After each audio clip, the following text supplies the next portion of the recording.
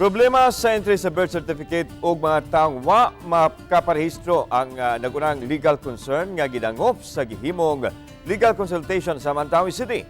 Ang report ni Nico Serino. Sa barangay Mantuyong Gym, naabtanamo ang 59 anyos nga si Editha Daitol nga makugihong nagpila ug naghuwat sa iyang turno. Nag-asikaso siya sa requirements sa late registration tungod kay wa siya'y birth certificate. Asoy niya, wala kini maasikaso kaniadto apan gikinahanglan na niya karon sa lain-lain nga mga dokumento. Bingo naman sila kuno mauso lang ng rehistro. Sa una. Sa una, gamay pa man mi.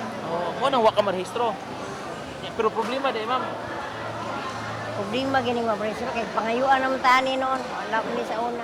Ang mga concerns sama kang ginang Editha ang giatiman sa gihimong legal consultation sa Mandawi. Gipasiugdahan kini sa mga law students sa usa ka universidad kaabag ang Integrated Bar of the Philippines. Ubay-ubay ang mga midangop ug nagpakonsulta. Daghang mga concerns ang giatiman gikan sa correction of entry sa mga birth certificate sama sa wrong spelling. Ang uban miasikaso usab sa affidavit of loss sa mga nasunugan sa barangay Look.